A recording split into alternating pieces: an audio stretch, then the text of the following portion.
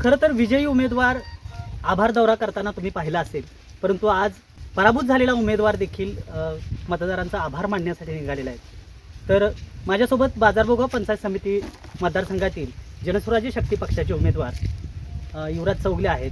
तर मला सांगा की पराभूत होऊन देखील तुम्ही मतदारांचा आभार मानायला निघालाय, काय भावना आहेत? काय नाही, पराभूत जरी झालो असलो तरी लोकांनी आमच्या झटून एकदम चांगल्या प्रकारचं मतदान 6700 म्हणजे एवढं मतदान त्यांनी दिलेलं आहे.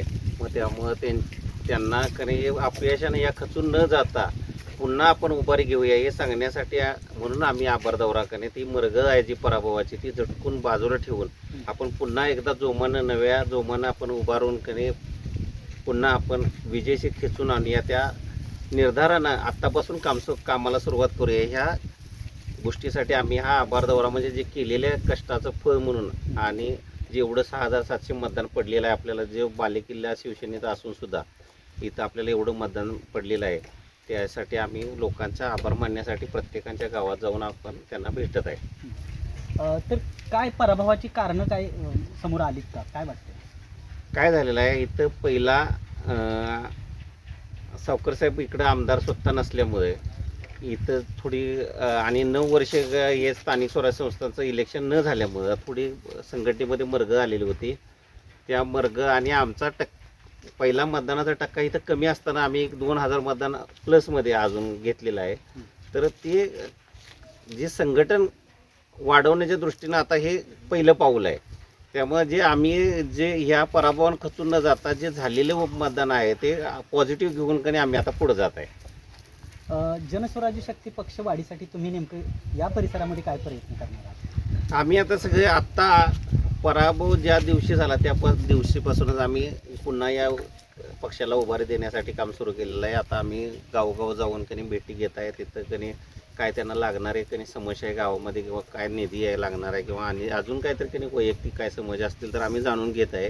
त्या सर्वांच्या समस्या आम्ही आमच्यामार्फत आता सोडवण्याचा प्रयत्न करणार असून त्या भागामध्ये पुन्हा जनस्वराज्य शक्ती पक्षाला उभारी आणण्यासाठी आम्ही पूर्ण 100% काम करणार आहे. 5 वर्षानंतर जी पंचवार्षिक निवडणूक असणार आहे तर त्यावेळी आपल्याला विजय मिळावा या दृष्टिकोनातून तुमचं संघटन जे बांधणी असेल तर ते असणार आहे. 100% तसं पण आहे, पण ते पुढचं इलेक्शन लागेल आणि तेव्हा आम्ही उभा राहील आणि विजय होईल हा हेतू न ठेवता पुन्हा या भागामध्ये जनस्वराज्य शक्तीचा बालेकिल्ला हा गेल्या 15 वर्षापूर्वी होता तो तसा पुन्हा त्याला बालेकिल्ला बनवणं म्हणजे जो बालेकिल्ला त्यावेळी होता. आता सावकरसाहेब परत ज्यावेळी आता मतदारसंघाची पुनर्रचना होईल किंवा काय सांगता येत नाही की हा आमचा सावकरसाहेबांच्यामध्ये जाईल का नाही, पण ह्या मतदारसंघाला पुन्हा कधी जनस्वराज्याचा बालेकिल्ला बनवण्याच्या हेतून आम्ही काम करणार आहे.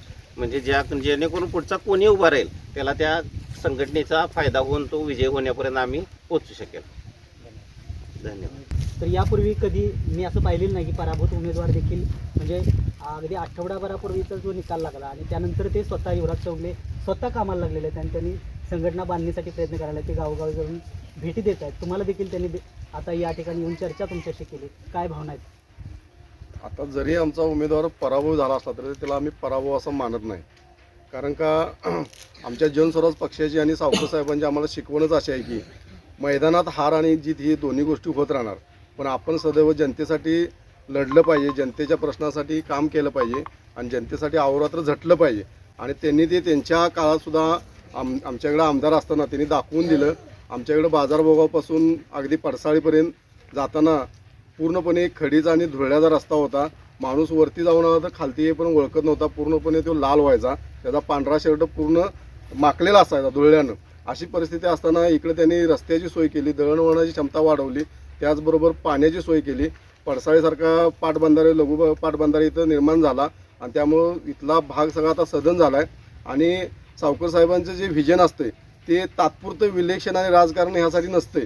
त्यांनी बाबा असं प्लॅनिंग करतात की भविष्यात पुढची 50 वर्षे ह्या गावाला किंवा ह्या लोकांना कसं व्यवस्थित जगता येईल, कसं व्यवस्थित राहता येईल आणि त्यांच्या काही अडचणी असतील तर ते कशा आपल्याला सोडवता येतील ह्या पद्धतीने त्यांचं राजकारण असते. आजपर्यंत त्यांनी कधी गटातटाचं किंवा जातीभेद असलं काही राजकारण केलं नाही. प्रत्येक माणसाला आपल्यापासून काय मदत मिळेल हे त्यांचं एक स्वभाव आहे.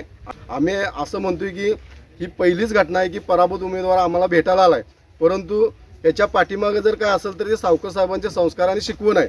त्यांनीच सांगितलं की बाबा तुम्ही पराभवाला हारून न जाता आणि नवीन उमेदीने तुम्ही कामाला लागा आणि आपला जो बालेकिल्ला आहे तो परत निर्माण करण्याचा प्रयत्न करा आणि मी सदैव तुमच्या पाठीशी आहे. काही मदत लागेल तर तुम्ही बिनधास्त माझ्याकडे या. ह्या नवीन उमेदीनं आम्ही सर्व एकत्र झालो आहे आणि इथून पुढच्या येणाऱ्या काळात आम्ही 100% जनस्वराचा बालेकिल्ला होता आणि आहे हे दाखवून देणार.